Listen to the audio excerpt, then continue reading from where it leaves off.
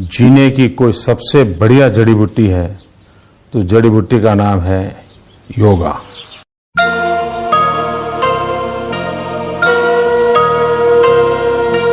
तपस्वीभ्योऽधिको योगी ज्ञानिभ्योऽपि मतोऽधिकः कर्मिभ्यश्चाधिको योगी तस्मात् योगी भवार्जुन।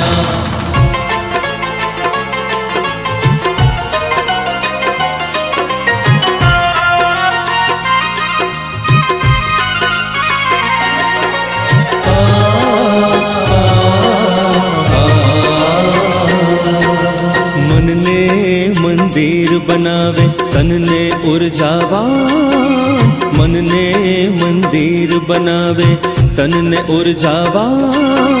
योग अगर जो करशो तो रहशो सदा युवान।